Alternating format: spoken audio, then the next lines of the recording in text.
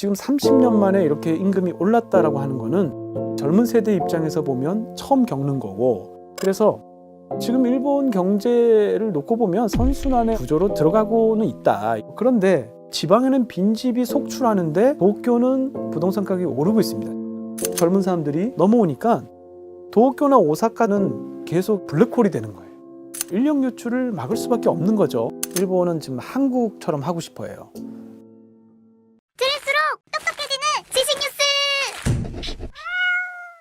일본에 이런 말이 있습니다. 난카이 세대를 위해서 빙하기 세대가 희생양이 됐다. 난카이 세대라는 게 뭐냐면 전쟁이 끝나고 태어난 베이비붐 세대, 그러니까 1947년, 48년, 49년에 태어나서 지금 70대 중후반이 되신 분들, 90년대 경기가 안 좋은데, 경기가 안 좋으면은 인력 조정을 좀 해야 되는데 일본은 종신고용이다 보니까 난카이 세대의 고용을 지키느라 신입사원을 덜 뽑을 수밖에 없잖아요. 그 당시 신입사원들이 지금 한 3, 40대들이죠. 1993년부터 2005년 정도에 취업한 사람들, 빙하기 세대. 이게 무슨 말이냐면 이분들이 이제 손해를 봤다는 거죠.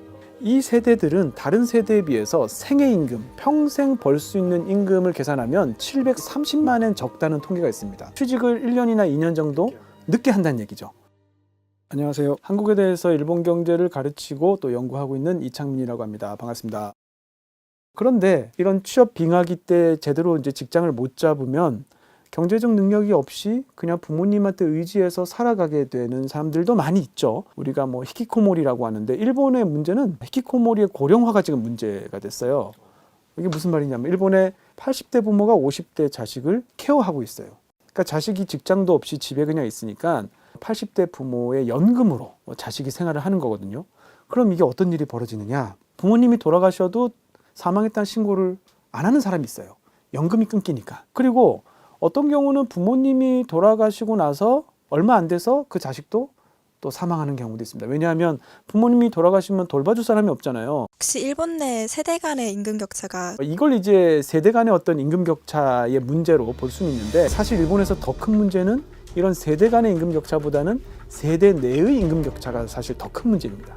고용 형태에 따른 임금 격차, 정규직과 비정규직. 정규직 임금을 100으로 하면 비정규직이 한 60 정도 되거든요. 일본에서 원래는 비정규직 노동자가 굉장히 예외적인 상황이었어요. 옛날에는 굉장히 드물었는데 1990년대 말부터 점점점 늘어나서 지금 비정규직 노동자 비율이 한국보다 높아요. 그리고 일본의 비정규직은 우리랑 좀 다르긴 한 게 한 70%가 여성입니다. 그러니까 전업주부가 아르바이트 하거나 고령자들이 재취업을 할 경우에 이제 비정규직이 많아서 우리하고는 조금 문제가 다르긴 합니다만, 그럼에도 불구하고 집안의 가장인데 비정규직인 사람들도 꽤 지금 늘고 있어서 이 정규직과 비정규직 사이의 임금 격차 문제가 굉장히 심각하고요.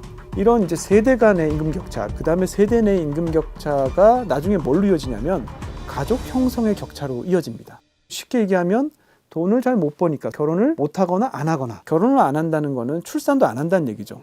그래서 이제 뭐 세대 내 또는 세대 간의 이런 임금 격차가 결국에는 가족 형성의 어떤 격차를 낳고, 이게 지금 일본의 고독사 문제까지도 연결이 되는 이런 사회 문제를 일으키는 그런 지금 상황이 되어 있죠.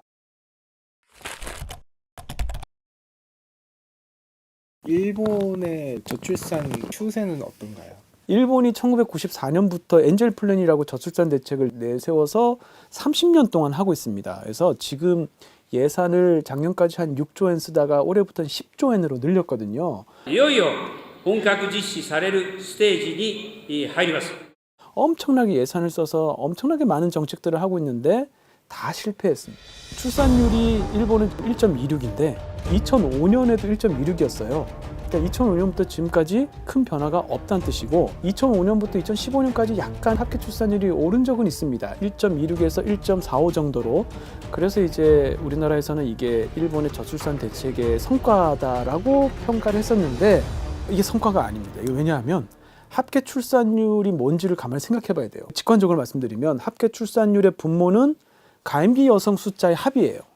분자가 그 가임기 여성들이 낳은 아이의 숫자죠. 그래서 합계 출산율이 상승했다 그러면 우리는 뭘 생각하냐면 아이들이 많이 태어났나 보다 이렇게 생각하는데, 사실은 분모가 줄어도 합계 출산율 상승하거든요. 일본이 2005년에서 2015년까지 합계 출산율이 상승한 거는 가임기 여성 숫자가 줄어서 그렇게 된 거예요. 그래서 실제 중요한 거는 출생아 수입니다. 매년 몇 명이 태어나는지. 출생아 수는 는 적이 없어요. 그래서 일본이 이러다가는 100만 명도 한 해 안 태어난다라고 걱정했었는데 지금 엄청나게 빠른 속도로 줄고 있고요.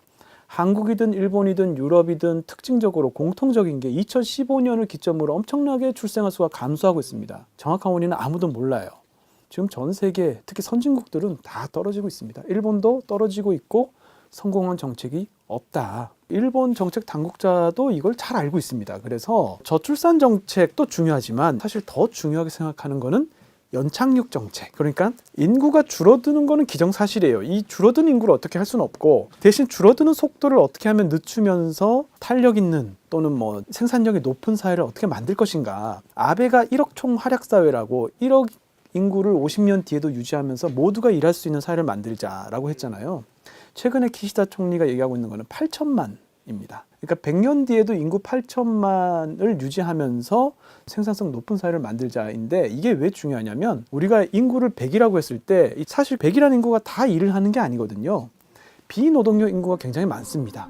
예를 들어서 뭐 은퇴하신 분들이 일 안 하죠. 전업주부도 일을 안 하죠. 그래서 일본이 지금 하고 있는 거는 비노동력 인구를 어떻게 하면 노동력 인구로 전환시킬 것인가. 고령자들, 그러니까 일본은 지금 본인이 원하면 70세까지 일을 할 수 있거든요. 고령자라고 예전에는 분류되던 분들도 다시 노동력 인구로 들어올 수 있고 전업주부도 노동시장으로 끌어들이고 그다음에 외국인도 적극적으로 받아들이고 있습니다. 外国人の方も幸せになるで受け入れた日本社会も幸せになるという意味の関係をどうやって築くか 지금 일본의 외국인 노동자가 한 200만 되는데 2040년까지 670만 명으로 늘린다고 지금 하고 있거든요.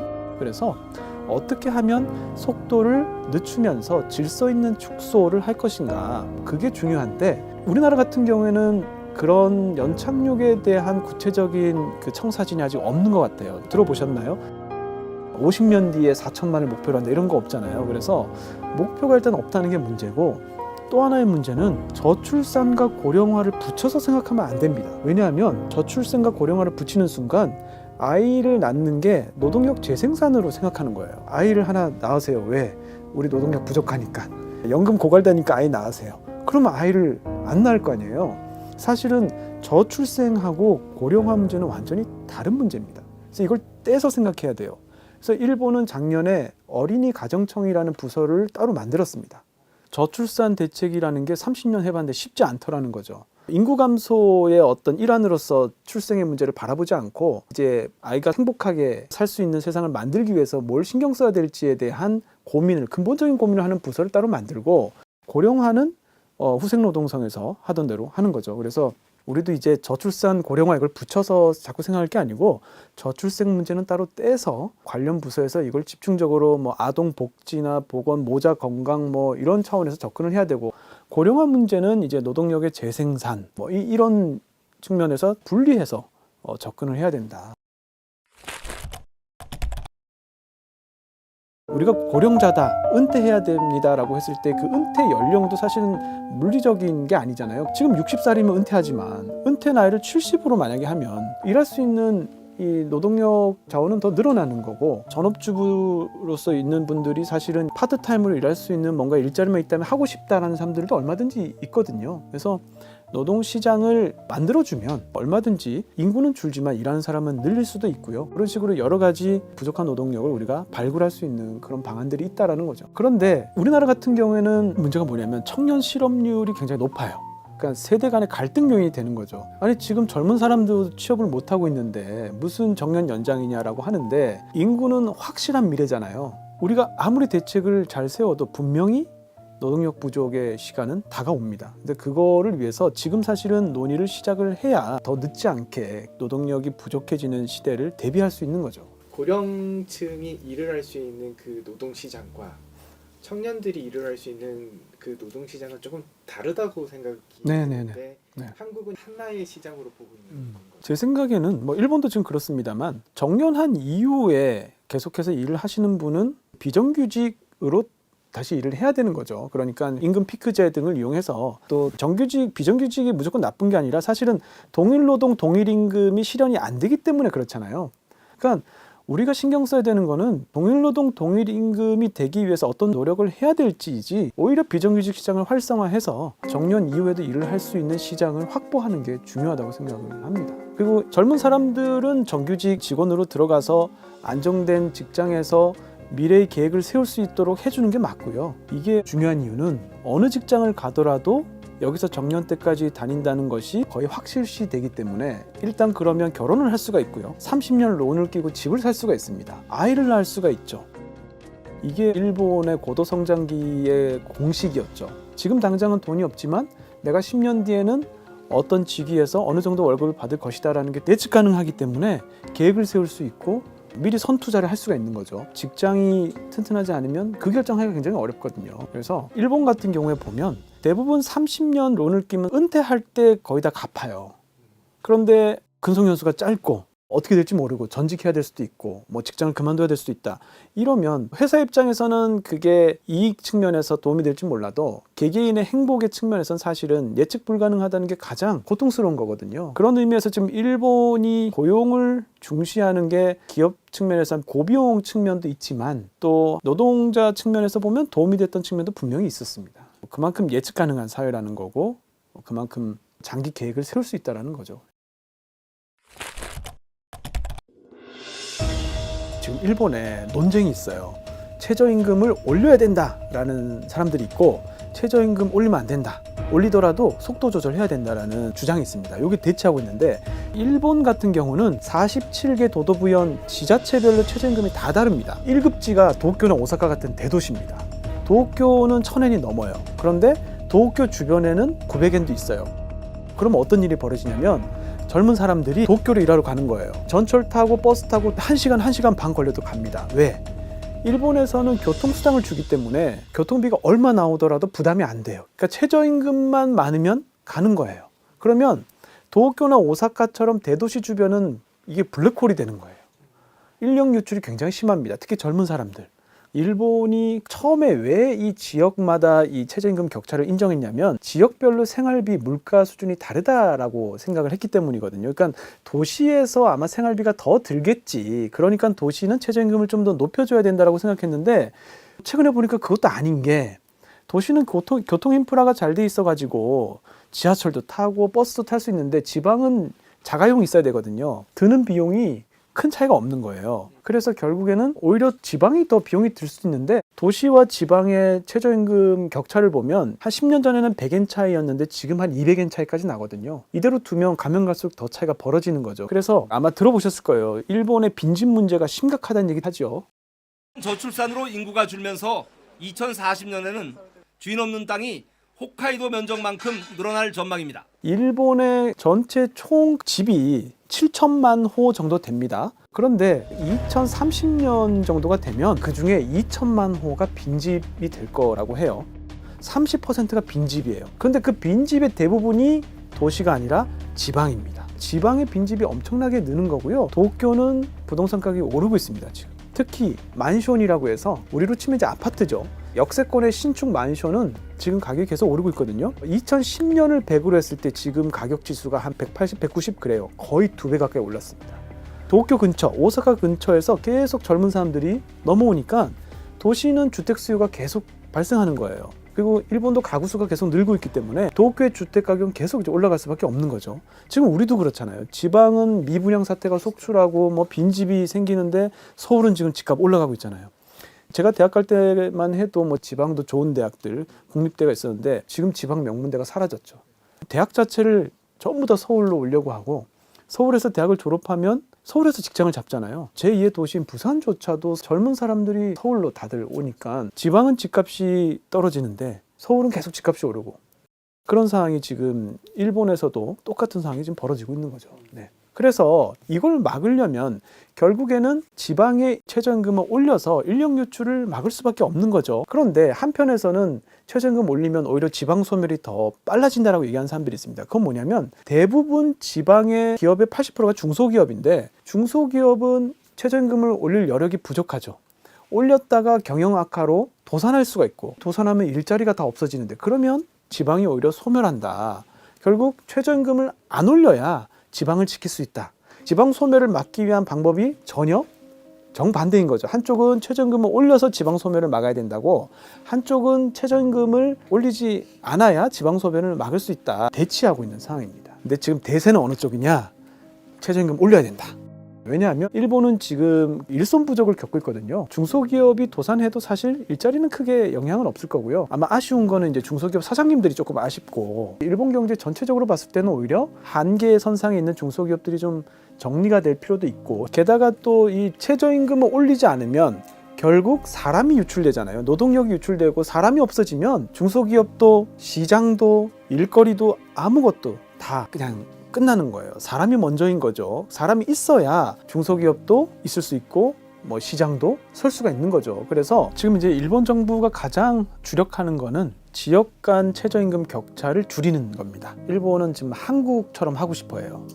왜냐하면 한국은 일원화돼 있잖아요. 최저임금이 일원화돼 있으면 지방에서 도시로 이렇게 인구 유출이 일어나지 않을 텐데라고 생각하고 있습니다.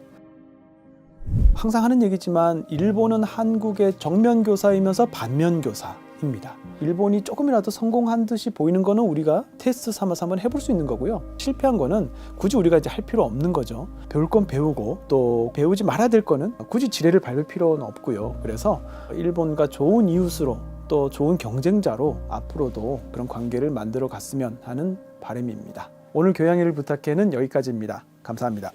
감사합니다. 한국의 직장인이 일본 직장인보다 부유한가 풍족한가? 일본은 지금 대기업과 중소기업 간의 그 100년 동안의 규칙이 지금 깨지고 있어요.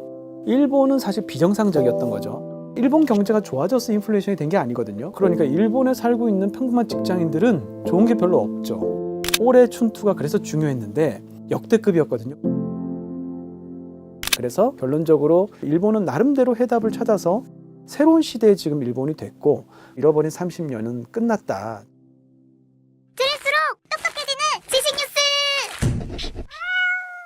일본의 원코인 런치라고 있었잖아요. 500엔짜리 동전 하나로 식사를 할 수 있는 식당이 되게 많았는데 원코인 런치 사라졌어요. 일본에서 음식값이 이렇게 올랐다고? 기름값 오르고 식량 가격 오르고 이것저것 다 오르는데 내 월급은 생각보다 오른 것 같지는 않고, 왜냐하면 일본이 지금 물가가 오르는 것에 비해서 임금 오르는 속도가 늦어서 실질 임금은 지금 하락했거든요. 그러니까 일본에 살고 있는 평범한 직장인들은 좋은 게 별로 없죠. 안녕하세요. 한국에 대해서 일본 경제를 가르치고 또 연구하고 있는 이창민이라고 합니다. 반갑습니다. 사실은 일본이요, 30년 동안 명목임금과 실질임금이 크게 변하지 않은 이상한 나라이거든요. 실질임금이 변하지 않았다라는 거는 뭐 구매력, 그다음에 뭐 생활 수준이 계속 하락을 했다는 뜻이죠. 이거는 일본 말고 한 나라가 더 있습니다. 이탈리아가 그래요. 그런데 명목임금이 큰 변화가 없는 나라는 전 세계에서 일본이 유일합니다. 네. 명목임금이 변화가 없다는 건 어떤 뜻이냐면, 아버지가 첫 직장에서 받은 초임, 첫 월급과 내가 첫 직장에서 받은 초임, 첫 월급이 금액적으로 비교가 가능하다. 아버지 얼마 받으셨어요? 나하고 10,000원 차인데? 이게 가능하다는 얘기거든요.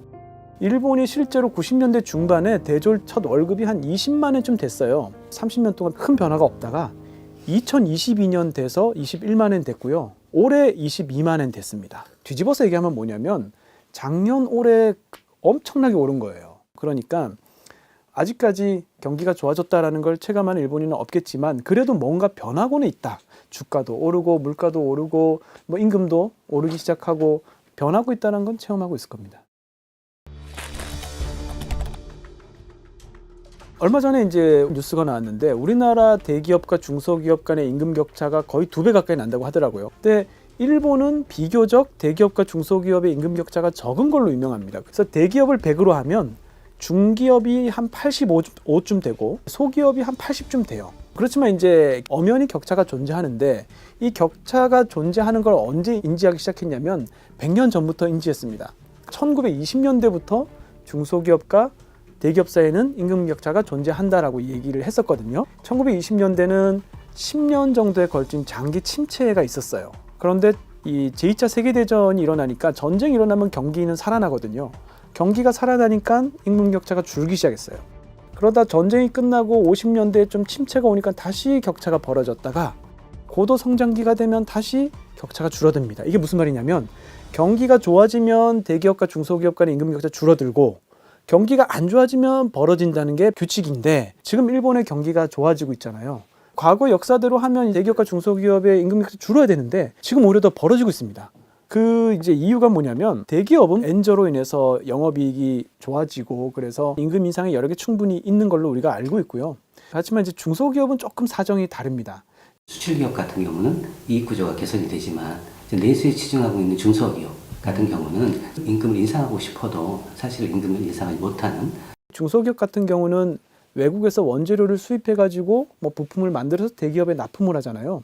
원재료 가격은 지금 많이 올랐잖아요. 엔저 때문에. 그리고 인건비를 올리면 납품 단가를 올려야 되잖아요. 그럼 그건 또 대기업하고 협상을 해서 대기업이 수용을 해줘야 되기 때문에 이런 부분들이 어려운 부분이 있는데 게다가 또 지금 너도 나도 임금을 올리고 있기 때문에 임금을 안 올리면 인력이 유출됩니다. 그러니까 2중고, 3중고를 겪고 있어요. 중소기업은 지금 뭐 엔저 혜택을 크게 본 것도 아닌데 임금을 자발적으로 올리거나 아니면 이 목표액을 받아들일 수 있는 그런 여력이 될까를 생각하면 쉽지 않겠다. 그런데 왜 중소기업이 임금 인상이 중요하냐면 일본 국민들 중에 대기업 다니는 사람은 한 30%고 중소기업 다니는 사람이 70%거든요. 그러니까 중소기업의 임금이 올라야지만 전반적으로 경기가 좋아졌다라고 판단할 수 있는 거죠. 또 기업들이 일본에서는 가격 파괴 경쟁을 서로 했거든요. 가격을 올리면 아무도 안 사니까 서로 누가 싸게 만드냐를 두고 이제 경쟁을 했었는데 그렇다 보니까 일본의 그 물건 가격이 굉장히 스티키해서 잘 안 오르거든요. 그런데 이제 정말 떡 본 김에 제사 지낸다고 임금이 올라가면 물건값도 올릴 수 있습니다. 그냥 올리기는 뭐 하니까 제품을 조금 더 좋게 만들고 뭔가를 개발하고 이런 경쟁이 이제 자연스럽게 일어나거든요. 그래서 지금 일본 경제를 놓고 보면 30년 만에 이제 선순환의 어떤 이 구조로 들어가고는 있다 이런 생각이 듭니다. 작년 춘투가 3.58% 임금이 올랐어요. 역대급이었거든요. 그것도. 일본은행은 그럼에도 불구하고 마음을 놓지를 못하고 있는 거예요. 왜냐하면 대기업은 그 정도 올랐는데 중소기업이 한 2%대밖에 안 올랐어요. 그런데 경기가 좋다 그랬잖아요. 소위 말하는 비용이 견인하는 인플레이션이 된 거예요. 그러니까 일본 경제가 좋아져서 인플레이션이 된 게 아니거든요. 결과적으로 일본에서 물건 가격도 오르고 임금도 오르고 하면서 선순환하는 형태로 흘러가긴 했습니다만 일본은행 입장에서는 일본이 정말 경기가 좋아지려면 임금이 올라야 된다라고 이제 생각을 하고 있었습니다. 그래서 이제 올해 춘투가 그래서 중요했는데 렌고라고 우리로 치면 민주노총이나 한국노총 같은 단체인데 1차 추계 집계 결과를 발표했습니다. 올해 임금 인상률이 5.28%. 더 중요한 거는 이제 중소기업이죠. 중소기업 임금 인상률은 4.42%. 92년 이후 32년 만에 엄청나게 오른 거예요.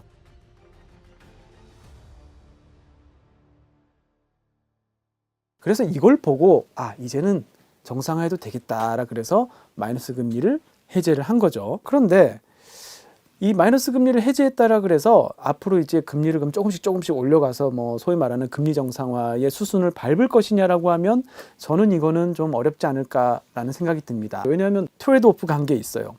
금리를 올리면 엔의 가치는 회복이 되겠지만 그 대신 실업률이 올라가고 기업이 도산할 위험이 있습니다. 그러니까 엔저로 인해서 이제 고물가의 고통이 있지만 그 고물가의 고통을 견디는 게 낫느냐 아니면 금리를 올려서 실업률이 올라가서 실업의 고통 어떤 게 더 차라리 낫느냐 비교를 하면 고물가의 고통은 모두가 나눠서 지잖아요. 그리고 결정적으로 일자리가 제일 중요합니다. 일자리가 있으면 고물가의 고통은 어떻게든지 버틸 수가 있어요.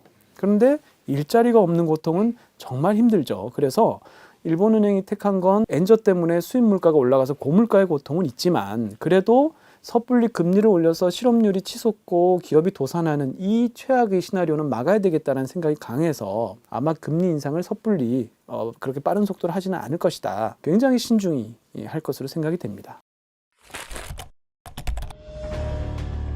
한국과 일본의 임금 차이도 뒤집어졌다는데 상황을 어떻게 보십니까?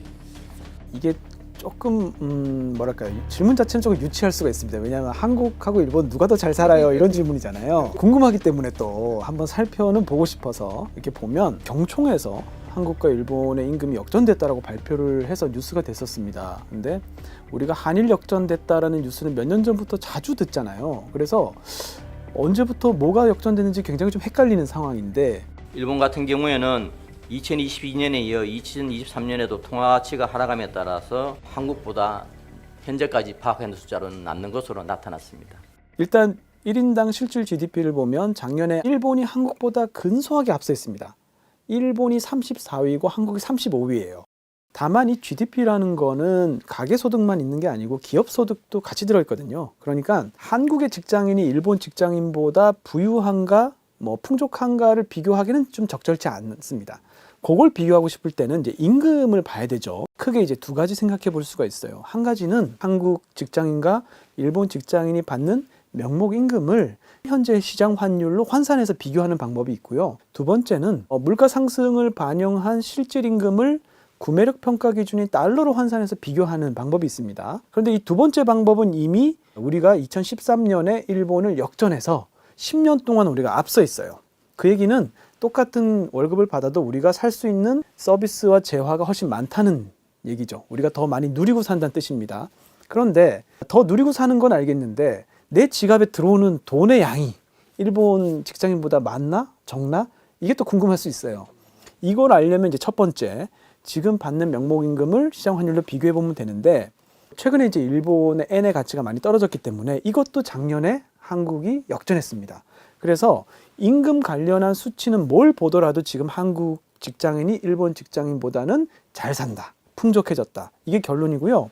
그럴 수밖에 없는 게 지난 20년 동안, 그러니까 2002년부터 2022년까지 한국 같은 경우는 대기업의 임금이 한 157% 이렇게 오르고 중소기업도 한 111% 이렇게 올랐어요. 그런데 일본은 중소기업은 한 6% 정도 올랐지만 대기업은 한 7% 빠졌습니다, 오히려. 그러니까 한국은 정상적으로 지난 20년 동안 급여가 올라온 거고 일본은 사실 비정상적이었던 거죠. 그나마 2023년, 4년 일본이 임금이 오르고 있기 때문에 앞으로는 이제 일본도 조금 정상적인 궤도로 이제 들어오겠지만 지금까지는 굉장히 비정상적인 상황이었다. 그래서 결론적으로 임금 생활자는 한국이 훨씬 풍요로운 생활을 하고 있다. 예전에는 일본이 제조업이 강했기 때문에 물건을 만들어서 수출해서 달러를 거기서 벌어서 메꿀 수가 있었는데 이제 보호주의가 전 세계적으로 득세하고 있죠. 미국은 미국에 와서 공장 지어라 하고 우리도 그렇습니다만 일본 기업들도 지금 미국에 뭐 전기차, 배터리, 반도체 공장, 뭐 R&D 시설 이런 거 짓고 있거든요. 산업 전체를 보면 외국으로 나가는 산업들이 더 많고요. 그 다음에 일본이 무역수지 적자가 지금 고착화되고 있습니다. 2011년부터 무역수지가 적자가 됐는데 지금까지 쭉 적자가 고착화돼서 2022년, 3년 무역수지 적자 폭이 더 커졌거든요. 일본은 에너지를 수입해야 되잖아요. 그래서 원유 가격이 올라가면 무역수지 적자 폭이 점점 커질 수밖에 없는 구조예요. 또 한 가지, 이 서비스 수지도 적자 폭이 점점 커지고 있습니다. 왜 그러냐면 일본 사람들도 유튜브 보고 넷플릭스 보고 아마존 이용하고 이거 전부 다 미국 기업이잖아요. 미국 기업의 디지털 서비스 비용을 계속 지불하고 있기 때문에 달러를 계속 이제 써야 되는 상황이 계속 되고 있죠. 그래서 구조적으로 엔이 수요가 감소하면서 엔의 가치가 점점 떨어질 수밖에 없는 구조다. 그런데 지금 일본은 노동시장도 변화했고 자본도 변화했고 기업도 변화했습니다. 새로운 균형으로 옮겨갔어요. 80년대 후반 같은 전성기 시절로 다시 돌아갈 것이라는 뜻은 아니고요. 지금 성숙한 경제 시스템에서 일본은 나름대로 해답을 찾아서 새로운 시대에 지금 일본이 됐고 그런 의미에서 잃어버린 30년은 끝났다. 저는 이제 이렇게 이야기를 하는 거죠. 오늘 교양일을 부탁해는 여기까지입니다. 감사합니다. 감사합니다.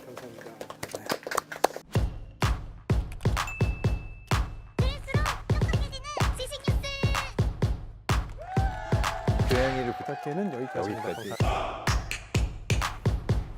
다이어트도 칼로리 신경 쓰지 말고 드세요. 대신에 키토식을 해보세요.